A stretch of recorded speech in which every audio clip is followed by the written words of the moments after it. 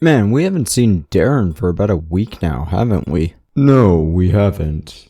Is he still making friends? Hope so. I'm certain we'd hear from him if he was in trouble. You didn't write him out, did you? What?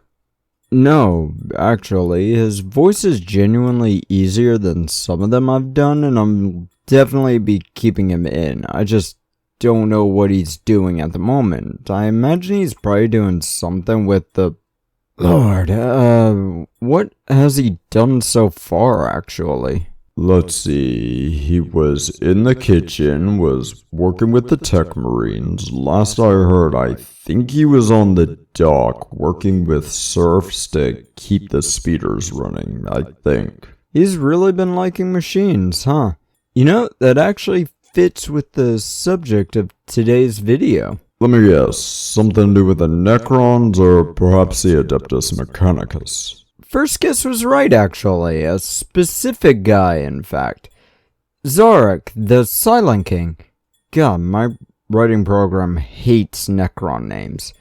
I think it actually recognizes most of the 40k race's names, but not the individual names.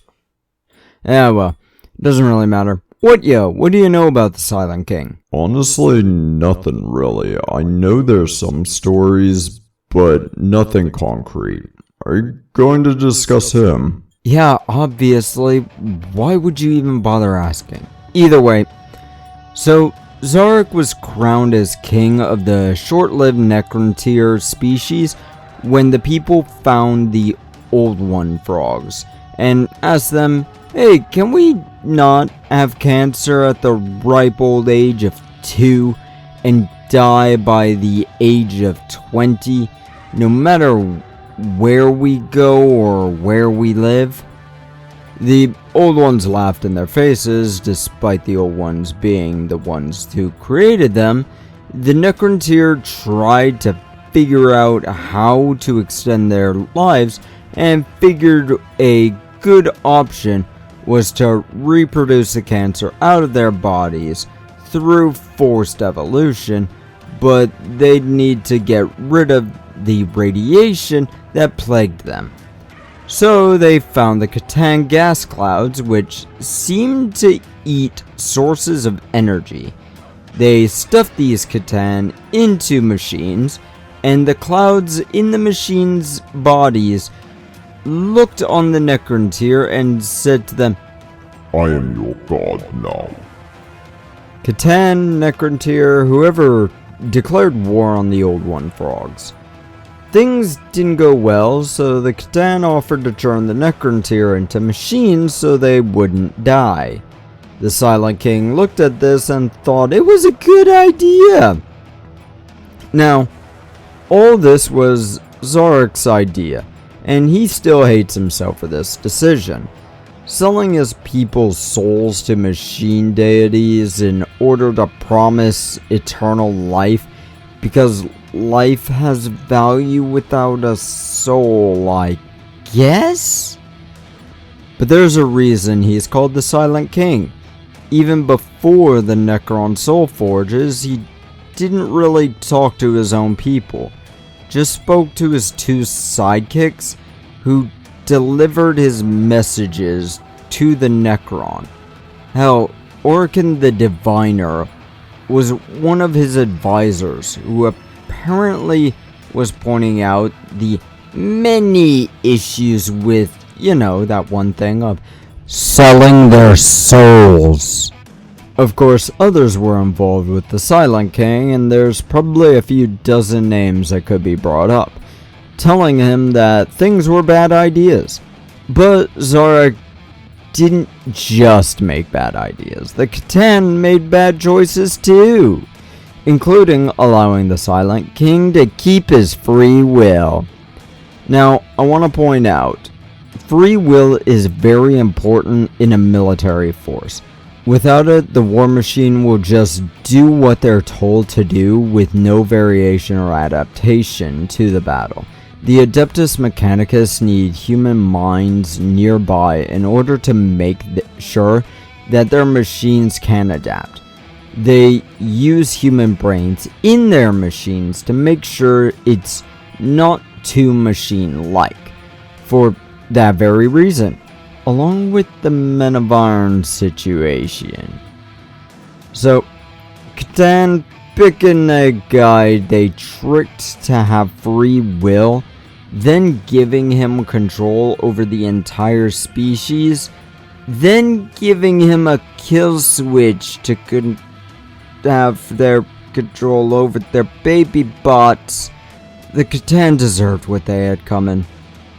Of course, the Silent King gave his people some sort of sentience, told them to swing at the Catan. They threw those monsters into boxes to use them as power for other boxes. Yeah, I know the Pokeball meme, but they're literally kept inside boxes in order to have power over other boxes. The Tesseract Vault. They've also split them into smaller Catan in order to do this. So after putting the Catan into gay baby jail, the Silent King told his still loyal soldiers to take a nap until he could figure out some shit he was going through. He did that, then completely removed his own control over his people, essentially telling them they're on their own. Some woke up instantly, some woke up a few million years later, and some never woke up at all.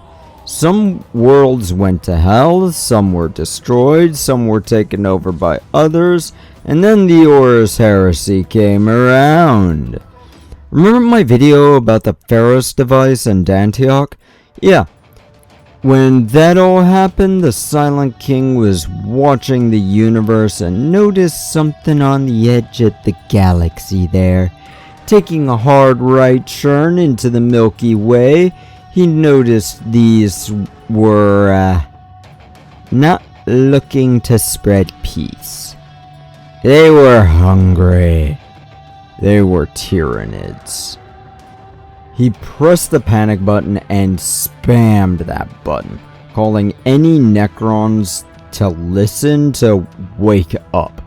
Unfortunately, not a lot did. Some did, some slowly, and some instantly got up ready for war. The Silent King looked at the Tyranids as the biggest threat in the galaxy, and he was willing to work with anyone to fight them, including Blood Angels. The Silent King walked up to Blood Angels in the year 995 of the 41st millennia, wearing a death mask of Sanguinius, and the two factions, moments before fighting, shook hands and started fighting the Tyranid High Fleet. When Gehenna campaign was finished, he fucked off with his loyalists in tow. And of course, he did leave the defense of the Pariah Nexus in the hands of a guy who wants to remain a machine and become the next Deus Ex Machina, like an idiot.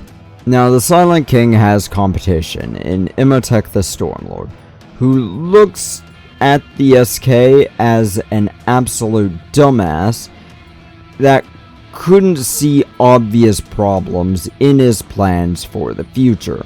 Honestly, the Silent King is an idiot. He deserves to get slapped around. Those around him were also idiots and deserve to get slapped around too. The smartest guys he seems to surround himself with are Orkan the Diviner and Trezin the Infinite, and both of them are idiots. But they're entertaining idiots, so I'll leave them be. Especially T there. He's cool. I hope he'll come around Friday for the Blood Bowl game. Wait, you watch Blood Bowl? Yeah, you don't? Shove off.